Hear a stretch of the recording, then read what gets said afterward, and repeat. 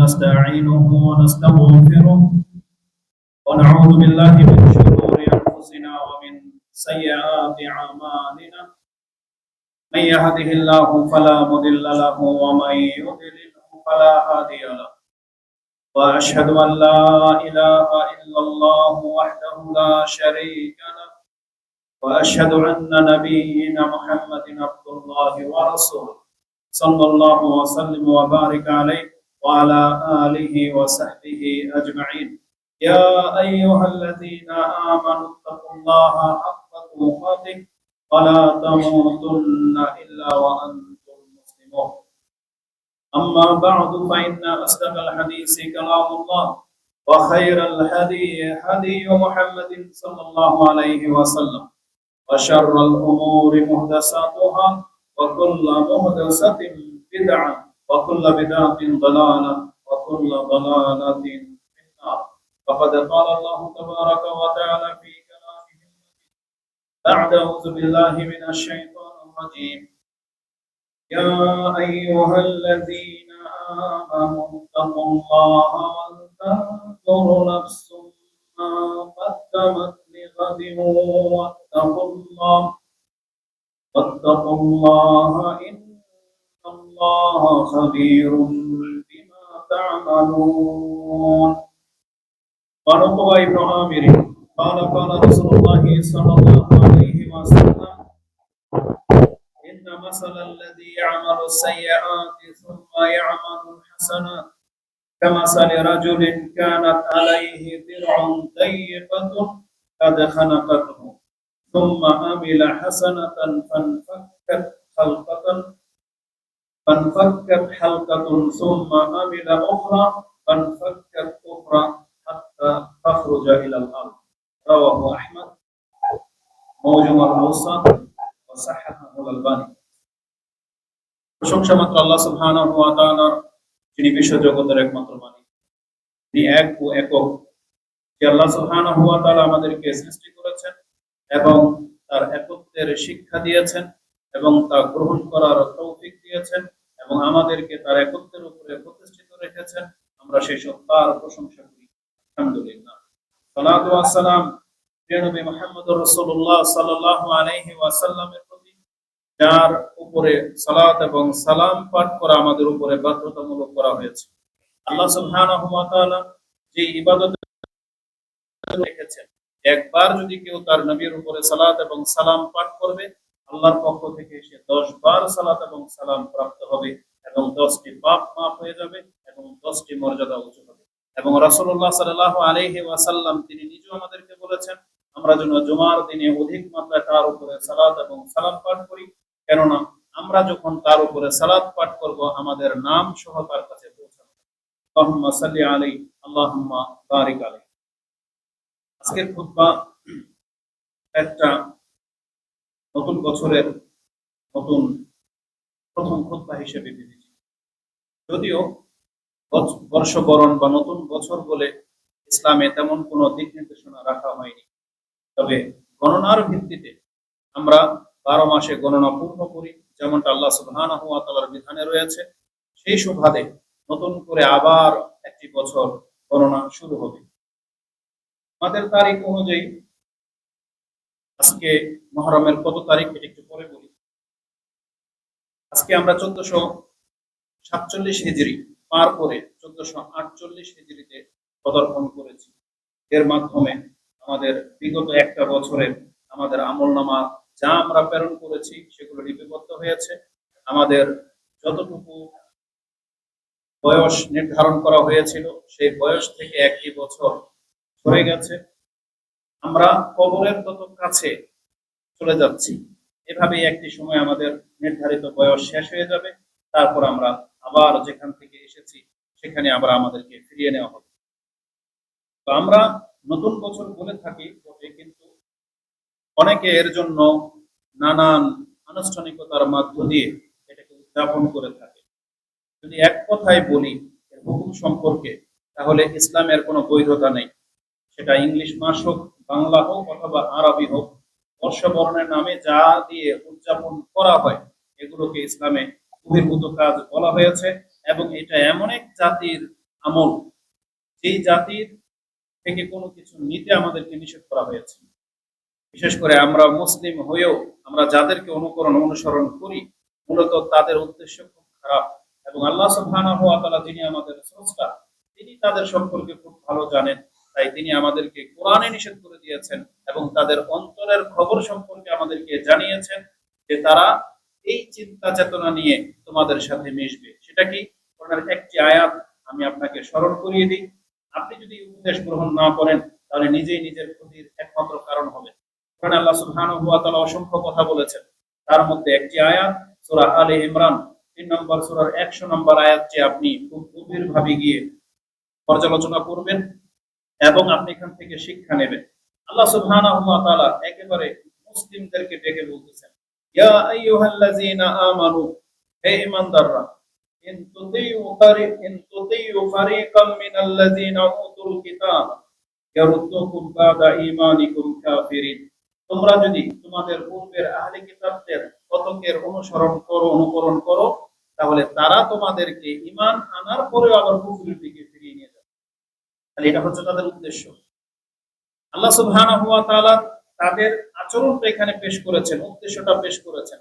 কিন্তু আপনি দেখতে পাবেন পৃথিবীর কোনো ইহুদি নাসারা কোনো মুসলিমকে এসে বলবে না নাসারা হয়ে যাবে, তুমি নিজেকে খ্রিস্টান দাবি করো, তুমি নিজেকে ইহুদি দাবি করো, ওরা এটা বলবে না। তবে ওদের উদ্দেশ্য হচ্ছে আপনি নামকে মুসলিম থাকেন, কিন্তু আপনার সকাল হোক ওদের মতো, আপনার সন্ধ্যা হোক ওদের মতো, এবং সারা দিন আপনি যা খাবেন, যা করবেন, যা বলবেন, যা পড়বেন, যেভাবে আপনি আপনার সংসার বা রাষ্ট্র পরিচালনা করবেন, এটা হোক ওদের মতো।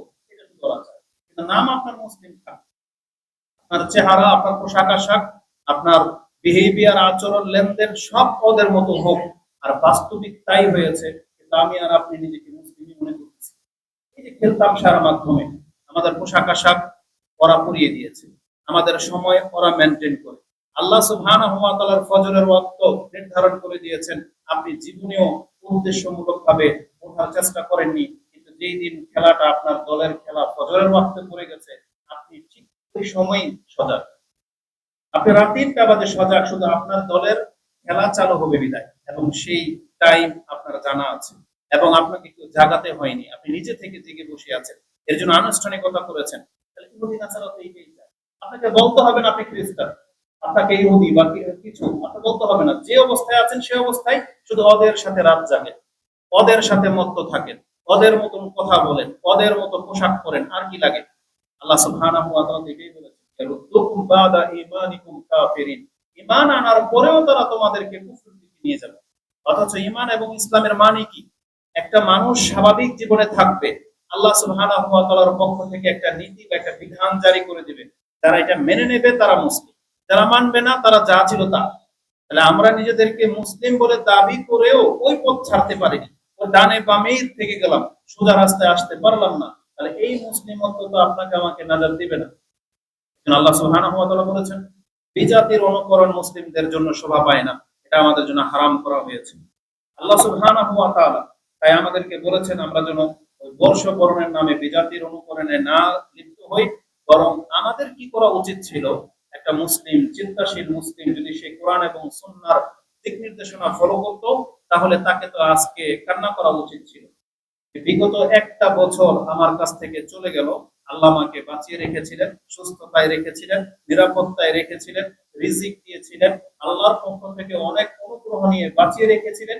এই এক বছরে আমি আল্লাহর শুকরিয়া কি আদায় করলাম? আমার ফাইল তো রেডি হয়ে গেছে। এই বছরে যা কিছু আমি পাপ করেছি বা নেকি করেছি সেগুলো বন্ধ, তালা লাগানো হয়ে গেছে। এখন আমার আর উপায় কি? এটা নিয়ে আক্ষেপ করা উচিত ছিল। আর আমরা উপরন্ত ইহুদি নাসারাদের মতো উৎফুল্লতার জীবনযাপন, এটা মোটেও কাম্য না। আসলে আমি আপনাকে দেখাই, কোরআনে আল্লাহ সুবহানাহু ওয়া তাআলা বলেছেন, শুরুতে যে আয়াতটা পাঠ করেছিলাম সেটা সূরা হাশর 59 নম্বর সূরার 18 নম্বর আয়াতে আল্লাহ সুবহানাহু ওয়া তাআলা বলেছেন, ইয়া আইয়ুহাল্লাযীনা আমানুত্তাকুল্লাহা, তোমরা আল্লাহকে ভয় করো হে ঈমানদাররা, ওয়াল তানজুর নাফসুম মা কদ্দামাত লিগাদিন ওয়াত্তাকুল্লাহ। তোমরা চিন্তা ভাবনা করে দেখো এবং লক্ষ্য করো তো তোমরা যেই জগতে ফিরে আসবে সেই জগতের জন্য তোমরা আজকে কি প্রেরণ করলে। তার মানে এই যে একটা বছর 1447 হিজরিতে আমরা এই বছরে আল্লাহর কাছে কি জমা করেছি, আল্লাহ এটা নিয়ে ভাবতে বলেছে। বন্ধু, আল্লাহ বলেছেন একবার লক্ষ্য করে দেখো, সেই বছর আমাদের উপরে ৫ ওয়াক্ত সালাত ফরজ ছিল, কতকের উপরে হজ ফরজ ছিল, কতকের উপরে যাকাত ফরজ ছিল, মুসলিমদের উপরে সিয়াম ফরজ ছিল, হালাল হারাম খাওয়ার ব্যাপারটা লক্ষ্যের সাথে নিতে হতো। তাহলে এই সমস্ত কিছু আমরা কি গুরুত্বের সাথে আদায় করেছি, না সব ক্ষেত্রে আমাদের খেয়ানত হয়েছে? আল্লাহ বলেছেন এটা একটু লক্ষ্য করে দেখো, কারণ তোমার ফাইল কিন্তু আমার হাতে চলে আসছে। কারণ প্রত্যেক বছরের একটা ফাইল আল্লাহ সুবহানাহু ওয়া তাআলার কাছে জমা হয়, বরং প্রতিদিনের ফাইল জমা হয়। এ সম্পর্কে স্পষ্ট দিক নির্দেশনা রয়েছে। রাসূলুল্লাহ সাল্লাল্লাহু আলাইহি ওয়াসাল্লাম থেকে একটা হাদিস আপনাকে স্মরণ করিয়ে দিই। রাসূলুল্লাহ সাল্লাল্লাহু আলাইহি ওয়াসাল্লাম থেকে উকবা ইবনে আমির, তার থেকে আজকে দুইটা হাদিস বর্ণনা করা হবে। এটাও উকবা ইবনে আমির ইউহাদ্দিসু আন নবী সাল্লাল্লাহু আলাইহি ওয়াসাল্লাম আন্নাহু ক্বাল লাইসা মিন আমালি ইয়াউমিন ইল্লা ওয়া হুয়া ইখতামু আলাইহি। এমন কোন দিন যায় না যেই দিনের আমলের উপরে স্টাম্পিং না করা হয়, মানে এটাকে খতম করে স্টাম্পিং করে দিয়ে ফাইল রেডি করে দেওয়া হয়। আর স্টাম্প লেগে যাওয়া মানে এটাকে আর কেউ রদবদল করতে পারবে না। যখন কোনো চেকের উপরে সিগনেচার করে স্টাম্পিং করা হয়, কোনো ফাইলকে সিলগালা করে দেওয়া হয়, এটা ওই দিক নির্দেশনা না হওয়া পর্যন্ত এটাকে খুলতে পারবে না। ঠিক আল্লাহর পক্ষ থেকে ওই বিধান রয়েছে। রাসূল বলেছেন লাইসা মিন আমালি ইয়াউমিন, এমন কোন দিনের আমল নাই যার উপরে সেটাকে স্টাম্পিং না করা হয়, ইল্লা ওয়া হুয়া ইখতামু আলাই, যেটার উপরে আল্লাহর পক্ষ থেকে একটা চূড়ান্ত একটা লক করে দেওয়া হয়, যেটা কিয়ামতের মাঠ ছাড়া আর খোলা হবে না। এরকম প্রতিদিন হচ্ছে। তাহলে রাসূলুল্লাহ সাল্লাল্লাহু আলাইহি ওয়াসাল্লাম দিক নির্দেশনা অনুযায়ী আমরা গত বছরে যা করেছি, এক বছরের খাতা ক্লোজ, এটা বন্ধ হয়ে চলে গেছে। তা আমি আর আপনি তাহলে উৎফুল্ল হই কিভাবে, যেখানে আল্লাহ আমাদেরকে বলেছেন তোমরা খুব গুরুত্বের সাথে লক্ষ্য করে দেখো। এই হাদিসের মধ্যে আরেকটা চমৎকার কথা আছে, সেটা এখানে সেরে দিই। সেটা হচ্ছে যারা বিগত বছরে বা প্রতিদিন কোনো না কোনো নেক আমল করেন, আপনার আমার জন্য একটা সুসংবাদ রয়েছে। রাসূলুল্লাহ সাল্লাল্লাহু আলাইহি সাল্লাম বলেন প্রত্যেক ব্যক্তির আমলনামা আল্লাহ সুবহানাহু ওয়া তাআলা নিয়ে সেটাকে লক করে দেয়, সেটা নষ্ট করতে দেয় না, ওটা নষ্ট হবে না।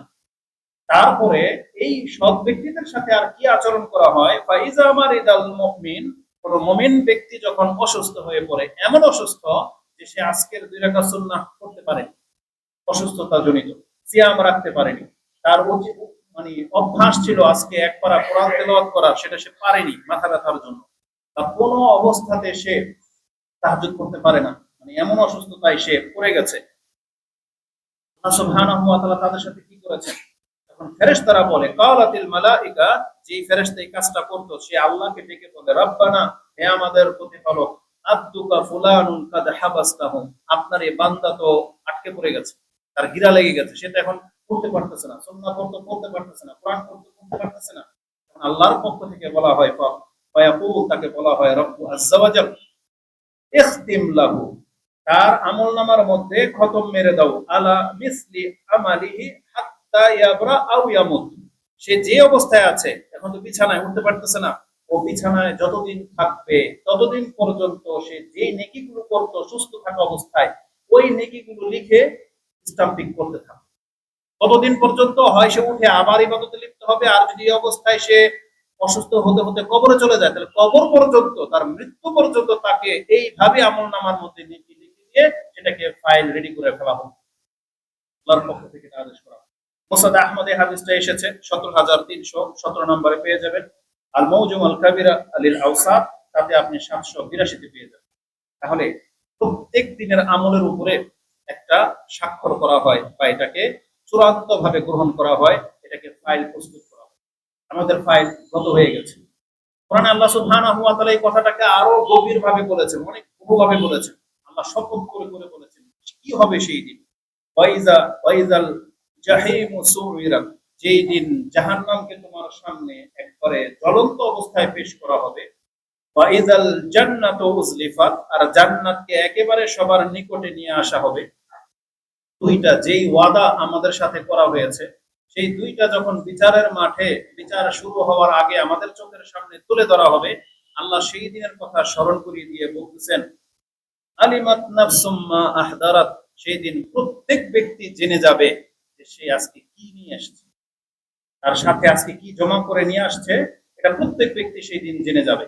ওই দিন প্রত্যেক জান্নাতি জান্নাতের সুসংবাদ অনুভব হবে, আর প্রত্যেক জাহান্নামী সে বুঝতে পারবে যে আমি তো এই জন্যই হয়তো আমল করেছিলাম, আজকে আমি এরই হকদার হয়ে গেছি। আল্লাহ বলেছেন আলিমাত, প্রত্যেকে জেনে যাবে। এটা সূরা তাকবীরের 14 নম্বর আয়াতে রয়েছে। তারপরের সূরা সূরা আল ইনফিতার 82 নম্বর সূরাতে আল্লাহ একই কথা বলেছেন, ওয়া ইযাল কুবুরু বুসিরাত, যখন কবরকে বিদীর্ণ করা হবে আর কবরে যা আছে তা উঠিয়ে আল্লাহর সামনে পেশ করা হবে, আলিমাত নাফসুম মা কদ্দামাত ওয়া আখারাত, সেই দিন প্রত্যেক ব্যক্তি জেনে যাবে যে আজকে আমি সাথে করে কি নিয়ে আসছি আর দুনিয়াতে আমি কি ফেলে রেখে আসছি। যেটা আমার করা উচিত ছিল, যেটা সূরা ফজরের শেষের দিকে আল্লাহ সুবহানাহু ওয়া তাআলা এই আয়াতটার দিকে ইঙ্গিত করেছেন যে প্রত্যেক ব্যক্তি কিয়ামতের মাঠে যখন দাঁড়াবে তখন সে তার আমলনামা নিয়েই বেশি চিন্তিত হবে এবং আক্ষেপ করবে যে আমার যেটা করা উচিত ছিল সেটা আমি করিনি, আর এমন কিছু করেছি যেটা আমার করা উচিত ছিল না। আল্লাহ সুবহানাহু ওয়া তাআলা আমাদেরকে বারবার স্মরণ করিয়ে দিয়েছেন, মানুষের জীবন দিন যখন শেষ হয়ে যায় তাকে উচিত এটা নিয়ে ভাবা যে আজকে আমি আমার নাজাতের জন্য কি করেছি। আমরা যারা জমা করেছি সেটা কি কিয়ামতের মাঠে আমাদেরকে খুব শীঘ্রই দেখানো হবে।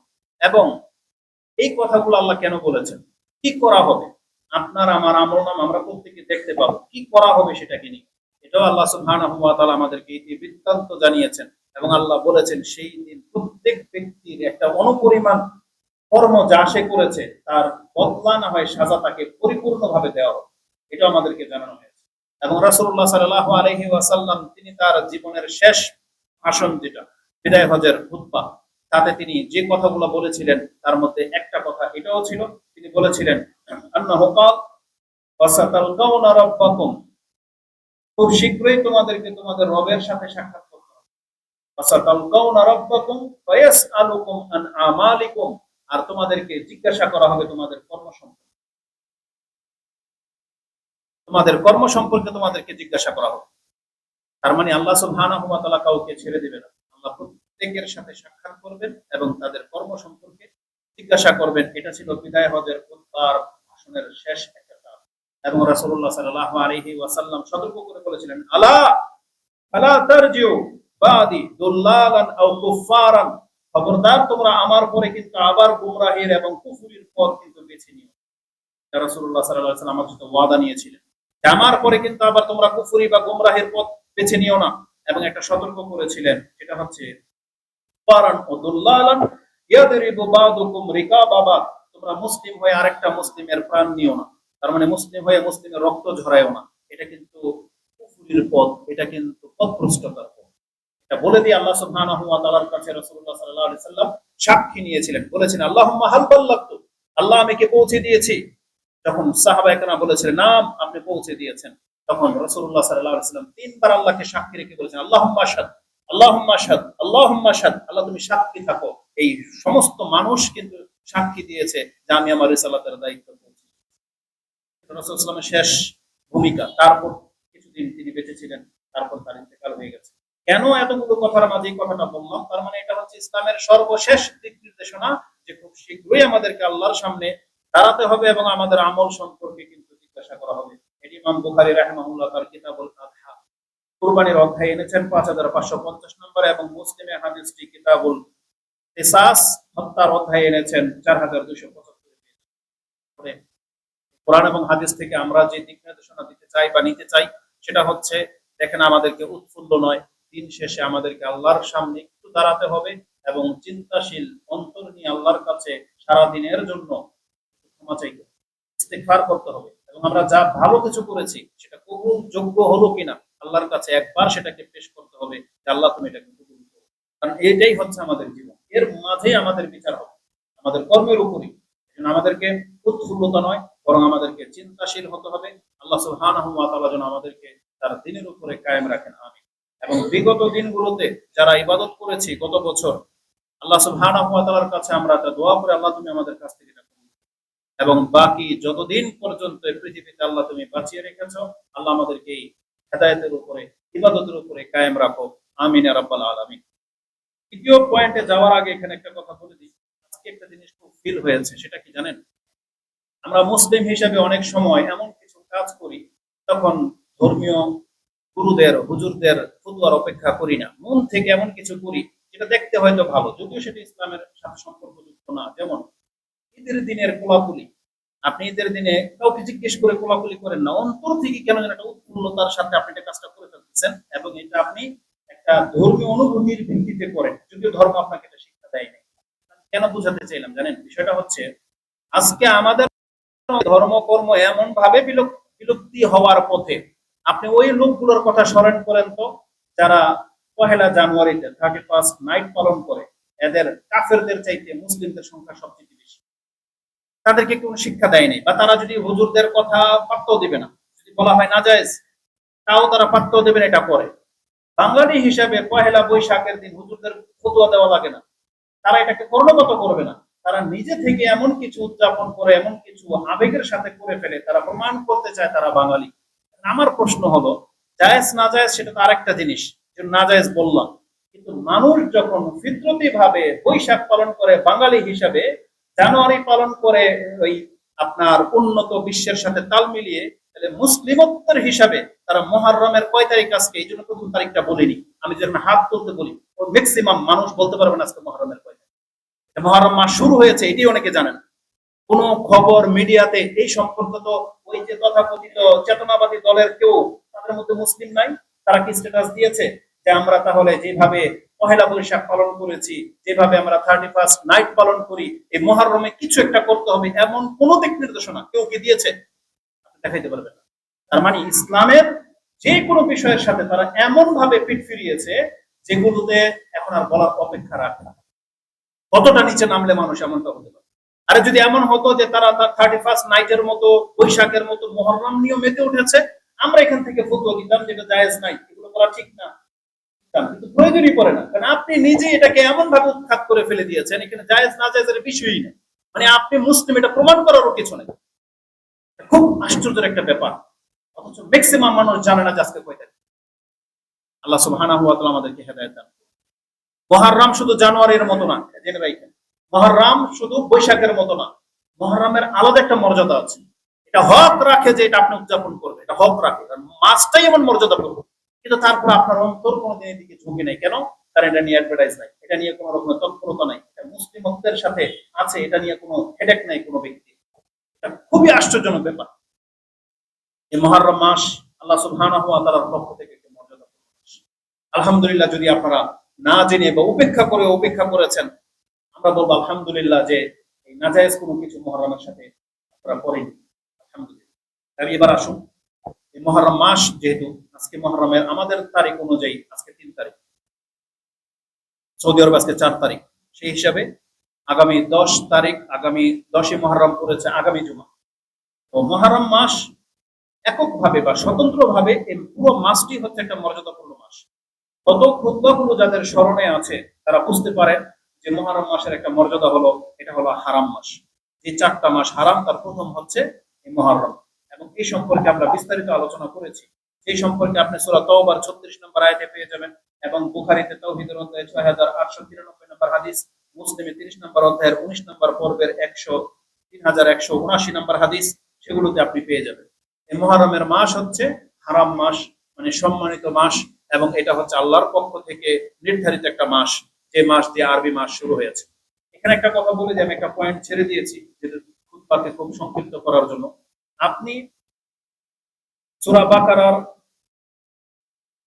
তাওবার 36 নম্বর আয়াতটা পড়বেন, সেখানে একটা জিনিস পাবেন যে মক্কার কাফেররা কি করতো, 4 মাস যে হারাম, এটা দিনে ইব্রাহিম আলাইহিস সালামের ধর্ম থেকে মানে তারা জানতো, এবং তারা এটা মানতো। কে বলেছে তারা আল্লাহকে চিনত না? আল্লাহর বহু বিধানকে তারা মানতো, কিন্তু কিছু কিছু শিরিক করার কারণে আল্লাহ তাদেরকে মুশরিক করেছে। আর রাসূল সাল্লাল্লাহু আলাইহি সাল্লাম আসার পরে তাকে অস্বীকার করার কারণে আল্লাহ তাদেরকে কাফের বলেছে। কিন্তু তারা তো মূলত আল্লাহকে চিনত। ইসলামের যে বিধানগুলো মানতো, তার একটা হচ্ছে 4 মাস যে হারাম, যুদ্ধ করা যায় না, লুটতরাজ করা যায় না, এটা তারা চরম ভাবে মানতো। তাদের টেকনিকটা দেখেন, এরা কি করলো যে আমাদের লস লেগে যাচ্ছে, তারা 3 মাসকে কঠোরভাবে মানতো, শুধুমাত্র মুহররমটাকে তারা মানতো না, কিন্তু ঘুরিয়ে মানতো, জীবন থেকে উৎখাত করে দেয়নি। তারা আমাদের মতো এত নিকৃষ্ট না যে আল্লাহ বলেছেন 4 মাস হারাম, কমিয়ে 3 মাসে করে ফেলেছে। তারা 3 মাসও করেনি, 4 মাসে বহাল রেখেছে। পার্থক্য শুধু এতটা করেছে, তারা মুহররম মাসটাকে সফর করে দিত, সফর মাসটাকে মুহররম বলে গণনা করত, বলতো কি জন্য যে মুহররম মাস চলতেছে। এখন যারা হজে আসতো, তারা কি করতো, যখন মুহররম মাসে আবার যার যার দেশে ফিরে যেত, তো এখন তো মুহররম হারাম মাস, লুটতরাজ করতে পারবে না। ওরা বলতো তো এই মাসটাতে আমরা লুটতরাজ করে নেই, আগামী মাসটা আমরা মুহররম হিসেবে পালন করে নিই। তারা এই তাওরিয়াটা, এই হিল্লাটা তারা করতো। কিন্তু রাসূলুল্লাহ সাল্লাল্লাহু আলাইহি ওয়াসাল্লাম তিনি বিদায় হজের খুতবাতে এটাও বলেছিলেন, ইন্না জামানা কাদ ইস্তাদারা কা হাইয়াতি ইয়াওমা খালাকাস সামাওয়াতি ওয়াল আরদ। আজকে জামানা আমার মাধ্যমে ওই অবস্থায় ফিরে এসেছে, এই অবস্থায় আল্লাহ পৃথিবীটাকে সৃষ্টি করেছিলেন। তার মানে প্রথম মাস মুহররম। এটা মক্কার মুশরিকরা গণনা করতো না, মুহররমটাকে তারা পিছিয়ে ফেলে দিয়েছিল। ইসলাম বিজয়ের সাথে সাথে এই 4 মাসটাকে যেভাবে আল্লাহ হারাম করেছে সেভাবে আবার স্থায়ীভাবে করেছেন। এই পয়েন্টটা এখানে আমি উল্লেখ করিনি, কারণ এটা লম্বা আলোচনা হয়ে যেত, এজন্য সংক্ষিপ্তভাবে বলে দিলাম। তাহলে মক্কার মুশরিকরা ধর্ম পালন করতো হিল্লার সাথে, তারা তাওরিয়া করতো। এটা ইহুদিদের একটা থিওরি বা ইহুদিদের একটা গুণ। আমাদের সমাজের যারা একটা মাযহাব মানে, আমরা সেই মাযহাবের নাম নিলাম না, মাযহাবের নাম নিলে তাদের গায়ে লাগে। কিন্তু এই মাযহাবিরা আবার কি করেছে, তারাও হিল্লা বাহানা নিয়েছে তালাকের ক্ষেত্রে। আল্লাহ বলেছেন 3 তালাক হয়ে যাওয়ার পরে যদি তার অন্য কোথাও বিয়ে হয়, সেই স্বামী যদি মারা যায়, যদি তালাক হয়ে যায়, তারপরে সে আবার প্রথম স্বামীর সাথে বিয়ে করতে পারে যদি। আর এরা কি করতেছে, যদি হবে না মানে আমরা বিয়ে দিয়ে নেব, আবার তালাক করাই নেব। আল্লাহ বলছেন কেস যদি হয় এমন, তাহলে এই ব্যক্তির বিয়ে আবার হইতে পারে। তারা সেটাকে থিওরিতে নিয়েছে, ইচ্ছা করে এক রাত্রের জন্য বিয়ে দেয়, দিয়ে আবার তালাক নেয়, নেওয়ার পর আল্লাহর এই আয়াতকে বাস্তবায়ন করে, একবারে সেম এই মক্কার মুশরিকদের। এইজন্য এই হিল্লা বাহানা থেকে সাবধান থাকবে। আল্লাহর ধর্মের সাথে হিল্লা করা যাবে না। এইজন্য যাদের অন্তর সোজা, যারা কোরআন হাদিসকে একবারে সোজা সালাফদের মানহাজের উপর ভিত্তি করে বুঝে এবং বুঝায়, তাদেরটা মেনে নেন। ওই সমস্ত হিল্লা বাহানাকারীদের দিকে যেন না, তাহলে আপনার ওয়াইফকে একদিনের জন্য সে ব্যবহার করে, যেমন জাতি যেমন বিধান তার সাথে আল্লাহ ঠিক এমনই আচরণ করেছে, এই পশুর মতো আচরণ। রাসূলুল্লাহ সাল্লাল্লাহু আলাইহি সাল্লাম হিল্লাকারীকে এবং যাকে হিল্লা দেওয়া হইল দুইটাকে পাঠার সাথে তুলনা করেছে। এটা পাঠার বকরি। আপনি সাবধান থাকবেন এই সমস্ত জাতি থেকে। আল্লাহ এদেরকে হেদায়েত দান করুন। আমরা ওই দিকে যাব না। এটা হচ্ছে মুহররম মাস, সম্মানিত মাস। এই সম্পর্কে সবচেয়ে গুরুত্বপূর্ণ কথা যেটা রাসূলুল্লাহ সাল্লাল্লাহু আলাইহি সাল্লাম বলেছেন সেটা হচ্ছে, তিনি বলেছেন আফদালুস সিয়ামি বাদা রমাদানা শাহরুল্লাহিল মুহররম।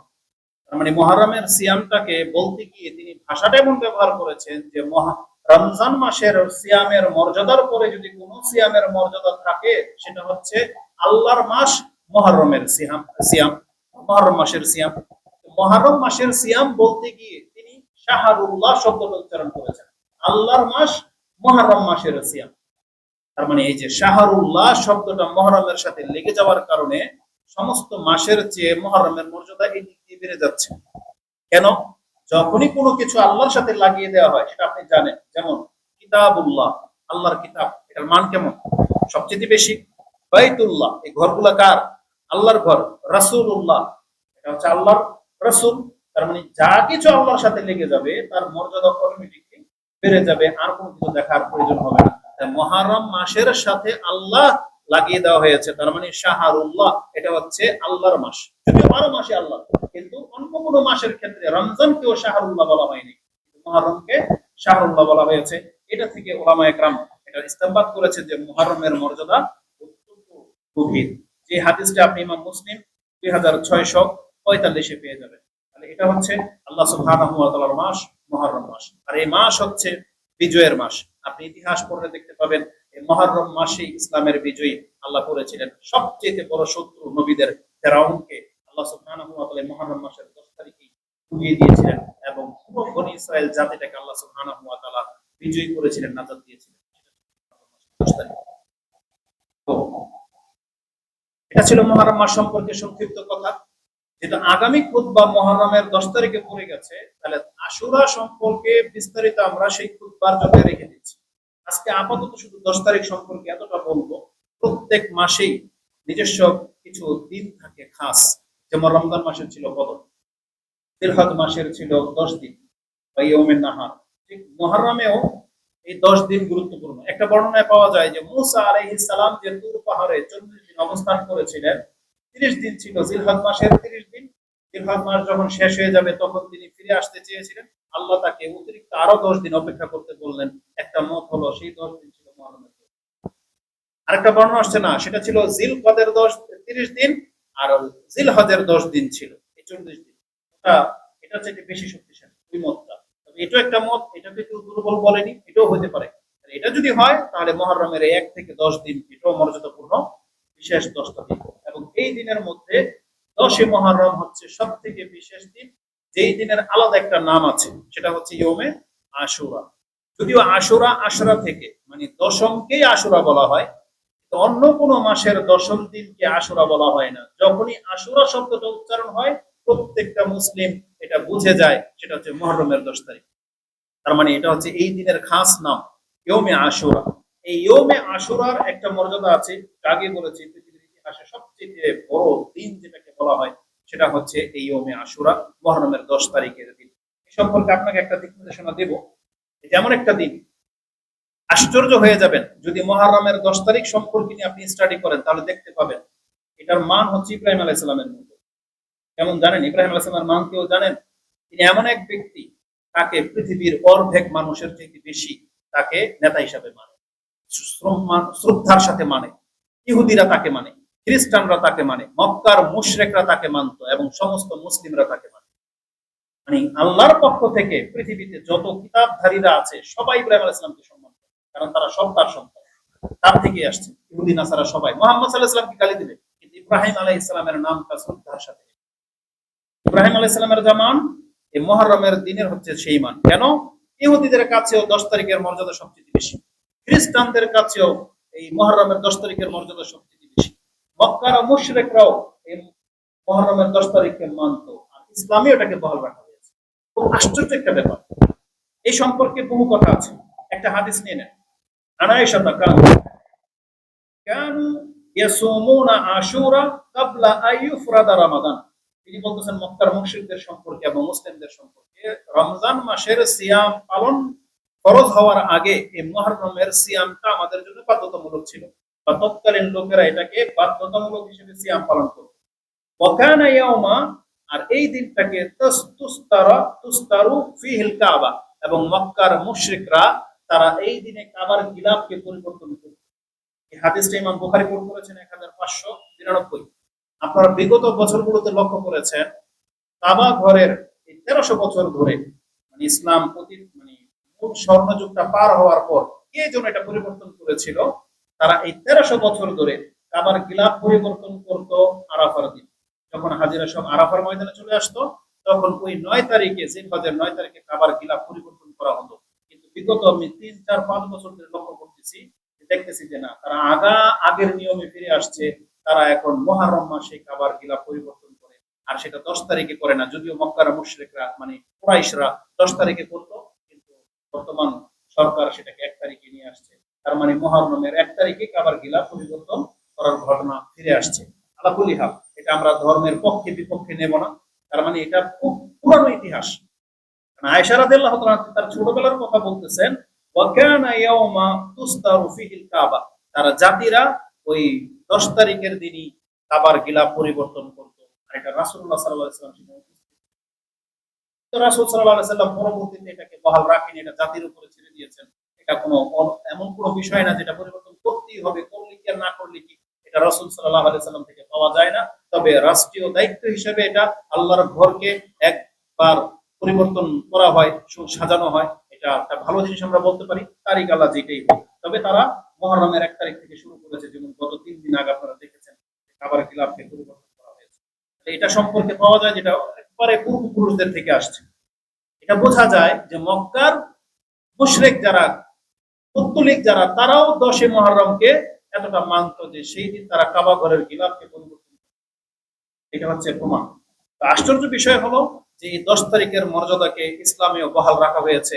এমন হয়নি যে ইহুদি নাসারারা সম্মান করে বিদায় আমাদের কাছ থেকে এটা সরিয়ে ফেলা হয়েছে, না, বরং আমাদেরকেও বলা হয়েছে যে না, 10 মুহররম এটা বিজয়ের দিন, এটা আমার ভাই মূসা আলাইহিস সালামের বিজয়ের, আমার বিজয়। তাই রাসূল নিজেও সিয়াম রেখেছে এবং আমাদেরকেও সিয়াম রাখতে বলেছেন। এবং রাসূলুল্লাহ সাল্লাল্লাহু আলাইহি ওয়াসাল্লাম এই 10 মুহররমের মানে আগামী জুমায় আপনারা সিয়াম অবস্থায় থাকবো আমরা ইনশাআল্লাহ। এটার মর্যাদা সম্পর্কে রাসূলুল্লাহ সাল্লাল্লাহু আলাইহি সাল্লাম থেকে বলা হয়েছে, আন্না রাসূলুল্লাহ সাল্লাল্লাহু আলাইহি ওয়াসাল্লাম সুইলা আন সাওমি ইয়াউমি আশুরা, তাকে আশুরা মানে 10 মুহররমের দিন সিয়াম রাখা সম্পর্কে জিজ্ঞাসা করা হলে ফাকালা ইউকাফিরু সানাতাল মাদিয়া, এই দিন যেই ব্যক্তি সিয়াম রাখবে তার অতীতের 1 বছরের পাপকে মাফ করে দেওয়া হবে। وفي رواية أحتسب على الله أن يكفر سنة التي قبله, আমি আল্লাহর কাছে আশা করি এর মাধ্যমে অতীতের 1 বছরের পাপকে আল্লাহ মাফ করে দিবেন। এটা ইমাম মুসলিম করেছেন, 2636 রয়েছে। আমরা আল্লাহর কাছে তৌফিক কামনা করি, আল্লাহ আমাদেরকে যেন এই সিয়াম রাখার তৌফিক দান করেন। আর বাকি কথা ইনশাআল্লাহ ওই দিনই হবে, মুহররমের 10 তারিখের সাথে আমাদের। তবে এখানে উল্লেখ করে দিই, যারা এখানে উপস্থিত আছেন অনেকের মগজে, ব্রেনে, বা আপনারা দেখতে পাবেন আপনাদের ঘরে মহিলাদের মগজে বসে আছে যে 10ই মুহররম মানে কারবালা। এটা অনেকের সাথে মানে প্রচার প্রসারের সাথে তারা জানে, কিন্তু তারা মূলত জানে না যে মুহররমের সাথে ইসলামের কি সম্পর্ক। মুহররমের সাথে মূল হলো রাসূলুল্লাহ সাল্লাল্লাহু আলাইহি ওয়াসাল্লাম জীবদ্দশায় থাকতে যা কিছু বহাল রাখা হয়েছে সেটাই হচ্ছে মুহররম। তারপরে ইসলামে নতুন কোনো কিছু আর ঘটলেও সেটা লিপিবদ্ধ করা হবে না, ওটাকে আমলে আনা যাবে না, কারণ ওহী বন্ধ হয়ে গেছে, মানে এখন সমস্ত পারমিশন বন্ধ হয়ে গেছে। এখন কেউ চাইলেই নতুন করে কোনো কিছু আবিষ্কার করতে পারবে না। এই জন্য কারবালার সাথে 10ই মুহররমের সম্পর্ক থাকলেও এটি ইসলামের সাথে কোনো সম্পর্ক নাই, কারণ এটা একটা ঘটনা। পৃথিবীর ইতিহাসে বহু বিরল বহু ঘটনা ঘটে গেছে। 10ই মুহররমের দিন ঘটেছে, অন্য কোনো দিনে ঘটেছে, হজের 28 তারিখে ঘটেছে, রমজানের মাসে ঘটেছে, বড় বড় ব্যক্তিত্বকে শহীদ করা হয়েছে, হত্যা করা হয়েছে, তা বিভিন্ন দিনে ঘটেছে। কিন্তু মানুষ শুধু ওই অ্যাডভার্টাইজের কারণে, শিয়াদের প্ররোচনা আর প্রচার প্রসারের কারণে তারা শুধুমাত্র 10 তারিখের ঘটনা জানে, আর বাকিগুলো সব ভুলে গেছে। কিন্তু এটা উচিত নয়। যদি আপনি হুসাইন রাদিয়াল্লাহু তাআলার হত্যাকে কেন্দ্র করে কারবালার দিন 10ই মুহররম পালন করেন, তাহলে আপনি তার ভাইয়ের হত্যার দিনটা বলেন তো কবে হয়েছিল? হুসাইনের আগে তো হাসান রাদিয়াল্লাহু তাআলাকে হত্যা করা হয়েছে, বিষ খাওয়ানো হয়েছে, তাকে শহীদ করা হয়েছে, বলেন তো সেই দিনটা কবে? তার আগে তার পিতা আলী রাদিয়াল্লাহু তাআলাকে তো ফজরের সালাতে আসার পথে তাকে হত্যা করা হয়েছিল, বলেন তো সেই তারিখটা কবে? তার আগে তার চাইতে শ্রেষ্ঠ উসমান রাদিয়াল্লাহু তাআলাকে তো একবারে কোরআন তেলাওয়াত করা অবস্থায় হত্যা করা হয়েছে, বলেন তো সেই দিনটা কবে? তার আগে তার চাইতে শ্রেষ্ঠ ব্যক্তি, যাকে মসজিদে নববীর ভিতরে রাসূলুল্লাহ সাল্লাল্লাহু আলাইহি ওয়াসাল্লামের জায়গায় দাঁড়িয়ে তাকে হত্যা করা হয়েছে, ছুরিকাঘাত করা হয়েছে, বলেন তো সেই মাস কোনটা, সেই দিন কোনটা? তার মানে সেটা সব 10ই মুহররম ছিল না। আপনার বিবেককে একটু সুস্থ করে, কোনো কিছু পালন করতে হলে সবগুলো পালন করতে হবে, কিন্তু ইসলামে তার বৈধতা নাই। কোনো ব্যক্তির মৃত্যুতে শোকাহত হওয়া, কোনো ব্যক্তির জন্মতে জন্মদিন পালন করা, এটা ইসলামে বহাল রাখা হয়নি। তাহলে দেখা যাবে যার 10টা সন্তান 10 মাসে হয়েছে, 10 মাসই তার বার্থডে, তার স্ত্রীর একদিন 11 মাস, তার একদিন 12 মাস, তার নানি দাদিটা তো বাদই। ইসলামে কোনো এরকম কিছু নাই। মরার দিনও তাই, আপনার অমুক নেতা মরেছে, অমুক দিন অমুক নেতা মরেছে, অমুক দিন, তাহলে সারা বছর তো শোকই পালন করবে। ইসলামকে নেওয়া শিখেন। আপনার এই একঘেয়ামি এবং আপনার এই গোরামি, এই উদাসীনতা আপনাকে কিন্তু ইসলামের বিধান থেকে অনেক দূরে সরিয়ে দিচ্ছে। আমরা আমাদের মুসলিম ভাই হিসেবে আপনাদেরকে স্মরণ করে দিতে চাই, ওমর রাদিয়াল্লাহু তাআলা আনহুকে হত্যা করা হয়েছিল 24শে জিলহজ, 27শে জিলহজ 23 হিজরিতে। একটা বর্ণনা আছে 24শে জিলহজ আঘাত করা হয়েছিল, 27 তারিখে তার ইন্তেকাল হয়েছে হজের মাসে, কিন্তু আপনি তো সেটাকে সুখ হিসেবে নেননি। উসমান রাদিয়াল্লাহু তাআলাকে হত্যা করা হয়েছে 28শে জিলহজ, আইয়ামে তাশরিকের দিন বলা হয়েছে একটা বর্ণনায়, আইয়ামে তাশরিকের দিন, আরেকটা বর্ণনা হচ্ছে 28শে জিলহজ। আলী রাদিয়াল্লাহু তাআলাকে হত্যা করা হয়েছে একটা বর্ণনা 17 তারিখ, একটা বর্ণনা 20 তারিখ, একটা বলা হচ্ছে 21শে রমজান, রমজান মাসে, আল্লাহ সেটা যেই তারিখে হোক তাকে হত্যা করা হয়েছে। কই আপনি তো শোক পালন করেন। এভাবে প্রত্যেকটা বর্ণনা আছে। এই জন্য যারা কারবালার দিনকে শোকের দিন হিসেবে গ্রহণ করে নিয়েছেন, আপনি কোন ভাবে কিভাবে যে শিয়া হয়ে গেছেন আপনি নিজে টের পাচ্ছেন। যেমন ইহুদি নাসারাকে কিভাবে হয়ে যায় বলতে হয় না, আপনার আমলে প্রমাণিত হয়। আপনিও ইরানপন্থী শিয়াপন্থী কিভাবে হয়ে আছেন আপনি নিজে টের পাচ্ছেন না, কিন্তু আপনার রক্তে আগুন লেগে যায় যখন ইরানের শিয়াদের বিরুদ্ধে কিছু বলা হয়, তাহলে আপনাকে বুঝতে হবে আপনার মধ্যে শিয়ার রক্ত ঢুকে গেছে। যখন আপনাকে যদি দেশাচার বিচার করা হয়, সৌদি আরবের পক্ষে কিছু বললে যদি আপনার গায়ে আগুন লেগে যায়, তাহলে আপনি জেনে নেন যে আপনি কিভাবে যেন ইরানপন্থী হয়ে গেছেন, আপনি টের পাচ্ছেন। যেমন আজকে আমাদের ফুটবল টিমদের অবস্থা, ও যদি আর্জেন্টিনার ড্রেস পরে এখানে ব্রাজিলের আগুন লেগে যায়, ও যদি ব্রাজিলের কথা বলে তাহলে আর্জেন্টিনার গায়ে আগুন লেগে যাচ্ছে। একই ভাই, একই ঘরে বসবাস করে। তার মানে কে কোন পন্থী হয়ে গেছে সেটা মুখে তো প্রকাশ করা লাগে না, তার অন্তর তাকে বলে দিচ্ছে। আজকে ইসলামের পক্ষে কথা বললে সৌদি আরবের ভালো কোনো কিছু যদি আপনার চোখে না লাগে, আর যদি ইরানের শিয়াদের ভালো কিছু আপনার চোখে লাগে, আপনি জেনে নেন যে আপনি কোনো না কোনো ভাবে ইরানপন্থী শিয়া হয়ে আছেন, কিন্তু আপনি টের পাচ্ছেন না। আর ওরা দুধের দোয়া না। এজন্য আজকের বক্তব্যটা খেলাফে আমরা দেওয়ার জন্য বলতেছি না, শুধু আপনাকে সজাগ করে দেওয়ার কথা বলতেছি। দুইটাই আপনার মুসলিম ভাই, যদি এটাকে বহাল রাখতে হয় তাহলে আপনাকে কম্পেয়ার করতে হবে যে কে ইসলামের সবচেয়ে কাছাকাছিতে আছে। সৌদি সরকার এমন কি ইসলামের খেলাফ কাজ করেছে যেটা আপনার তার বিদ্বেষী, আর আমি আপনাকে দেখাই দিতে পারবো যে ইরান ইসলামের বিপক্ষে। আরে ওরা তো ইসলামের মক্কার ঘরকে ওরা অতটা মূল্যায়ন করে না, ওদের কারবালার মাঠকে ওরা যতটা মূল্যায়ন করে। আপনি কি টের পান? এরা তো আপনার সবচেয়ে প্রিয় ব্যক্তি আবু বকর রাদিয়াল্লাহু তাআলাকে গালি দেয়, তার মেয়ে সবচেয়ে সম্মানিত আয়েশা রাদিয়াল্লাহু তাআলাকে গালি দেয়, ওমর রাদিয়াল্লাহু তাআলাকে গালি দেয়। এটা হচ্ছে সেই পন্থী। আর আপনার ওই যুদ্ধ বিগ্রত উৎফুল্ল ওই সব লম্বা লম্বা দাঁড়িয়ার পাখি আপনাকে ধোকায় ফেলে দিয়েছে। এখনো ধর্মটাকে চেনার চেষ্টা করে। আল্লাহ আমাদেরকে হিদায়াত জ্ঞান দান করুন। আমিন। তো কারবালার সাথে ইসলামের পালন করার কোনো সম্পর্ক নাই। যারা তারপরে পালন করে, আপনাকে দুইটা হাদিস আজকে স্মরণ করিয়ে দিই। সেটা হচ্ছে রাসূলুল্লাহ সাল্লাল্লাহু আলাইহি ওয়াসাল্লাম বলেছেন, রোদন করা, মাতম করা, শোক পালন করা এটা ইসলামের জাহিলিয়াতের আমল বলে আখ্যায়িত করেছে, এবং যেটা রাসূলুল্লাহ সাল্লাল্লাহু আলাইহি ওয়াসাল্লাম তার পায়ের নিচে দাবিয়ে দিয়েছেন।